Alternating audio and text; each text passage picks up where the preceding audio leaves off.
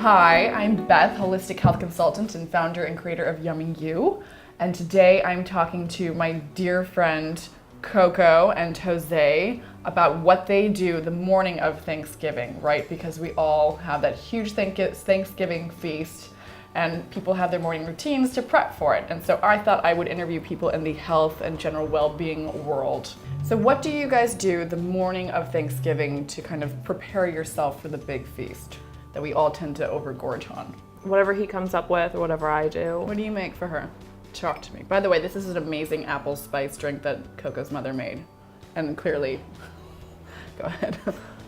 Basically whatever's in my refrigerator today was kind of a good example of that. Sweet potatoes with diced apples and just a little bit of garlic and onions.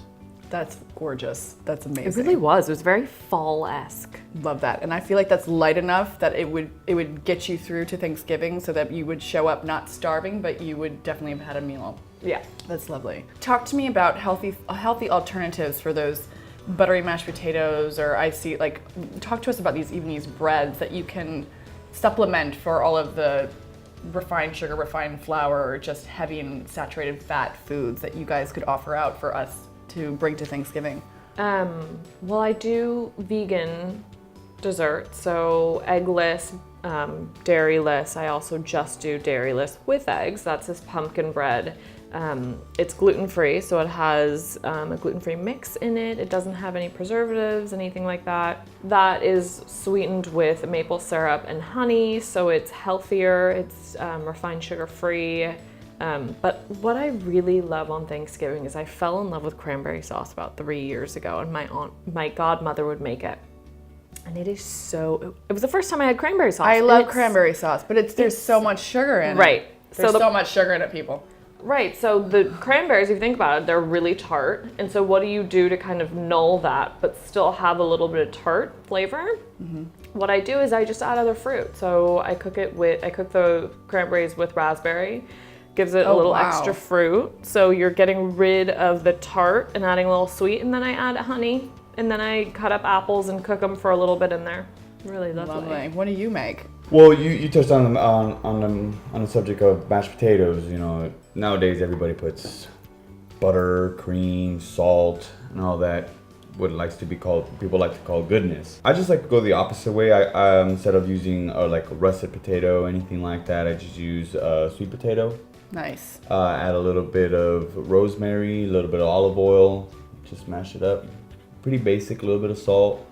And for as simple as the recipe is, or the ingredients are, I believe it's far better than just adding all the other stuff that traditionally is used on a mashed potato dish. I'm definitely going to be doing that one. Well, they're still creamy, but you give it like a little spiciness with the olive oil, and then maybe even a little garlic and the herbs. It's just so good. Yum, and it's actually good for you. Sweet potatoes have tons of medicinal value.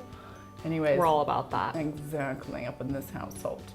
So tell me the one dish that you guys gorge on shamelessly on Thanksgiving. I gorge on everything.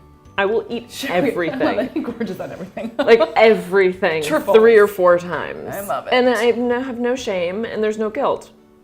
And I think that's the most important thing, is if you do gorge out on Thanksgiving, you just have to be completely 100% behind yourself, because the minute you feel guilty, you will literally turn that food into poison in your stomach. So that's great to take with you. What about you? I like to think primitive or primal when I get into Thanksgiving. I like that dark meat. I grab that leg and I just go for it. Yeah. Thanksgiving brings you back to the pilgrim. Oh yeah. So we have a baker and we have a chef. That's kind of crazy. All right. So, Coco, what inspired you to create your company, Coco Bakes LA? I had a ton of allergies, allergic to gluten and dairy, and then decided that there were a ton of other people that ate that way, so why not create something for myself and for them? So all my products are gluten and dairy free. I have vegan options, I have raw options, I have paleo options, I have sugar-free options, basically everything. My father owned a restaurant when I was really young. I took my first steps as a child in the kitchen, and just the sound of pots clanking and a chef working and singing in the kitchen is basically home to me. So Do you sing in the kitchen? all the time. Brilliance. Well, that's fantastic, you guys. And I know Coco, your products are sold out of Groundworks here in LA. Where else? Yeah, go to my website, I can't believe I'm doing this, cocobakesla.com. Email me, check it out, and hopefully you're inspired to bake something healthy or order from me.